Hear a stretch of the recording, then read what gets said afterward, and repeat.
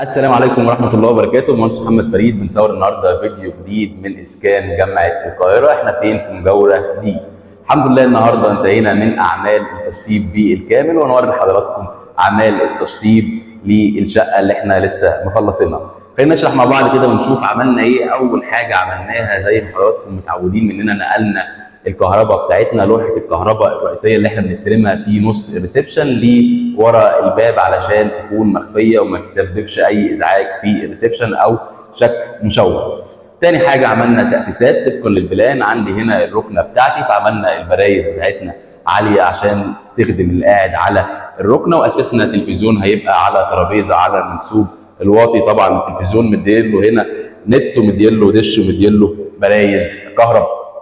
يبقى انا عندي الركنه بتاعتي وعندي التلفزيون هيبقى على ترابيزه، عشان كده نقط الكهرباء بتاعته على المنسوب المنخفض. الجزء بتاع الركنه عملنا ليه اضاءه في السقف. السقف عملناه جبسون بورد فلات في الريسبشن والطرقه. عندي الركنه هنا فعملنا تو ستريب بالبروفايل.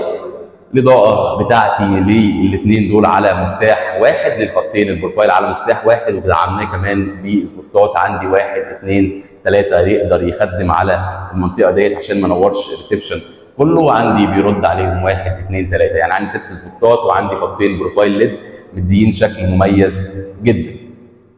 عندي هنا السبوتين في النص، هنا عندي سبوتين بين القطعتين. عندي ريسبشن متقسم الركنه زي ما قلت لحضراتكم، وعندي كمان منطقه الصالون بتاعتي. عند الشباك عاملين طبعا تاسيس للشطر والتكييف وبريزه الخدمه. عندنا تاسيس ل2 تكييف في الريسبشن، وطبعا فوق الصالون برضو عندنا نفس الديزاين عشان يكون سيمتريك معانا. 2 بروفايل ليد موجودين عندي، وعندي برضو توزيع السبوتات. يعني انا عندي في الجنب الواحد هنا 6 سبوتات متوزعين بمقاسات متساويه، 3 سبوتات عند الصالون و3 سبوتات عند الليفنج.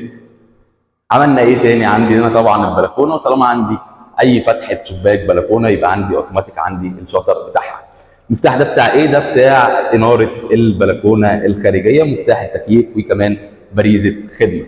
التكييف الثاني بتاعي هنا، وعندي هنا السفره بتاعتي، وعندي برايز خدمه متوزعه عند السفره بتاعتنا. طبعا كملنا شكل السقف، وكملنا هنا السبوتات بتاعتنا على نفس اللاين اللي موجود في السبوتات اللي موجوده عند الليفنج والصالون. بيرد عليهم من الناحيه الثانيه نفس عدد السبوتات هنا عندي 3 حركه. يعني ايه 3 حركه؟ يعني انا ممكن اطفي وانور من المفتاح. برايز الكهرباء اللي احنا نقلناها بدل ما كانت ورا الباب خليناها في مكانها الصحيح.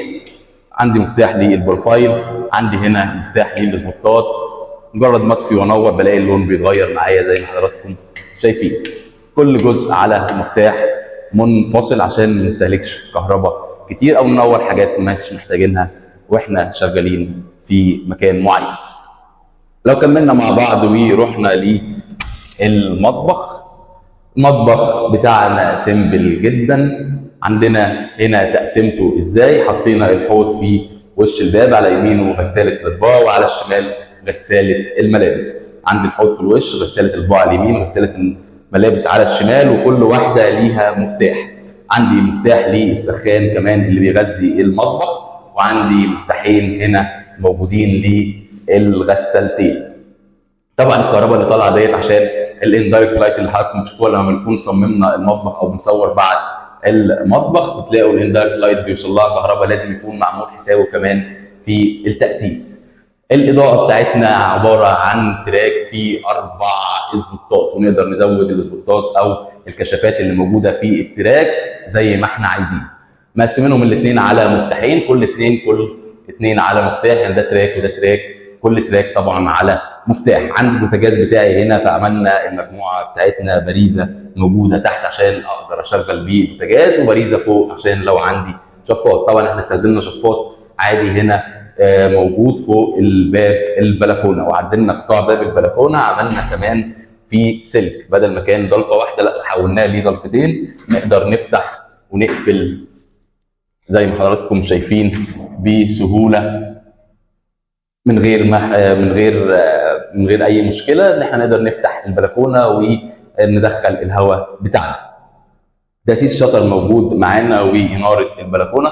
طبعا برايز الخدمه من الحاجات اللي احنا بنهتم بيها جدا جدا جدا في المطبخ. لازم برايز الخدمه لان ست البيت دايما استخداماتها كتير للمطبخ، وعشان كده دايما بنحاول نحقق مثلث الحركه بتاعنا ونوزع برايز الخدمه قدر المستطاع عشان يدي سهوله في الاستخدام لست البيت. الابواب بتاعتنا ابواب تركي زي ما حضراتكم شايفين، طبعا ابواب شكلها مميز بلون مميز، اللون الاوف وايت كده او اللي بدي ابيض. طبعا الرابر موجود مانع للاتربه معانا. لو كملنا مع بعض هنلاقي هنا الطرقه بتاعتنا، المفتاح ديفيتير بننور من اول الطرقه ونطفي برده في اخر الطرقه، ما نضطرش ان احنا نرجع. لو دخلنا لحمام الضيوف هنلاقي ان احنا بندخل كده من غير اي تعديل. عندنا القعده بتاعتنا، وعندي هنا شطاف خارجي، وعندي الشفاط طبعا معمول كمان على مفتاح. يعني لو جربنا هنا الشفاط بتاعنا هنلاقي ان هو معمول على مفتاح ممكن اتحكم فيه بغض النظر عن الخيط بتاعه. المرايه بتاعتي تاتش حوض صغير بسيط جدا مدي وسع حلو للحمام. عملنا وراه ديكور من السيراميك، وستيلو يمين وستيلو شمال برضو عشان نخلي الحوض في النص ويديله شكل مميز عن الباقي. جنب الحوض اوتوماتيك عندي باريزه، وعندي كمان مفتاح للمرايه. طبعا المرايه تاتش نقدر ان احنا نتحكم فيها بالتاتش. لو احنا شغالين مفتاح ممكن نقفلها على طول من المفتاح زي ما حضراتكم شايفين. كشاف الطوارئ موجود معانا زي ما انتم متعودين في الشغل بتاعنا كله. طرقه جبسون بورد فلات عملنا في اخرها كشاف طوارئ. طبعا هنا الديفيتير زي ما قلت لحضراتكم بقدر اتحكم في الاناره بتاعتي. لوحه التيار الخفيف هي موجوده هنا. طبعا احنا مش مركبين غطا اللوحه لان الكومباوند لسه مش ساكن، ولكن احنا عاملين المسارات بتاعتنا للصاعد بتاعنا، ولمين الاسلاك كلها جوه الشقه عشان ما يحصلش اي تخريب من اي عماله لحد لما الكومباوند يسكن. الجرس والانتركم. وعندي هنا ندخل يلا للحمام الرئيسي بتاعي او الحمام الكبير. اول لما ندخل بنلاقي الحوض على الشمال. عملنا مرايه كبيره من الشكل البيضاوي، طبعا الاضاءه بتاعتها وورم برضو بقدر اتحكم فيها من التاتش. وكمان عندي كشاف الطوارئ بتاعنا والقعده، اسسنا السخان هنا اللي هيدي الحمامين. وعندي هنا طبعا الشفاط والشباك قلاب زي ما حضراتكم شايفين يقدر يدخل هواء من غير ما يكشف الحمام. طبعا البانيو شاسيه. وعملنا طبعا عشان البانيو طبعا هنا من قوانين الكومباوند ان ممنوع ان احنا نغير في مقاسات الشبابيك. طيب عملنا ايه عشان نركب قاطع سكوريت في المستقبل لو العميل حب يركب قاطع سكوريت؟ عملنا الجزء دوت جزء ثابت اقدر اركب عليه القاطع السكوريت من غير ما اعدل مقاس الشباك او ادخل في مخالفات مع الكومباوند. اقدر اجي اركب هنا على طول القاطع السكوريت بتاعي، او لو عايزين نركب كابينه كامله حسب رغبه العميل في المستقبل. كشاف الطوارئ معايا، والاناره طبعا عباره عن كشاف كلوب كبير. ندخل مع بعض للغرفه امام الطرقه. انا عندي هنا غرفتين متقسمين نوم. عندي هنا سرير فوقيه التكييف وسرير تاني، وعندي هنا مفاتيح ديفيتير عند الكومود. يعني عندي سرير كومود سرير، سريرين بينهم كومود. عملنا برايز كهرباء عشان نقدر نستخدم شاحن الموبايل وخلافه. وعندنا هنا كمان ديفيتير. الاضاءه من التراك حطينا فيها 3 كشافات، ال3 طبعا بيتحركوا يمين وشمال وقدام وورا، نقدر نتحكم في اتجاه الاضاءه زي ما نحب نثبتها. عندي هنا التلفزيون بتاعي، مجموعه التلفزيون اللي احنا شرحناها اكتر من مره، نت ودش وبرايز وتليفون تحت وبرايز كهرباء. الدولاب حطينا وراه نقطه كهرباء برده. وعندي تاسيس الشطر ومفتاح التكييف في باريزه خدمه. نكمل مع بعض. طبعا كشاف الطوارئ خلاص في كل اوضه، خلاص مش محتاجين ان احنا نقول كشاف الطوارئ لانه من الحاجات اللي احنا حتى لو ما ركبناهاش لازم نكون عاملين حسابها، وبنحب دايما نعمل حسابها على المنسوب العالي عشان ما يبقاش فيه فرش بعوق الكشاف. الاوضه الثانيه الاوضه اللي فيها البلكونه متقسمه معايا ازاي. عندي سرير موجود في المكان هنا، وبعد كده عندي كومودينو، وبعد كده عندي سرير.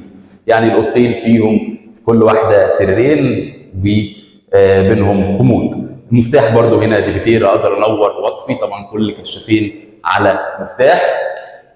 واقدر كمان اللي انا من جنب الاوضه اللي انا انور او اطفي الاضاءه بتاعتي. وفيهم طبعا كشاف الطوارئ.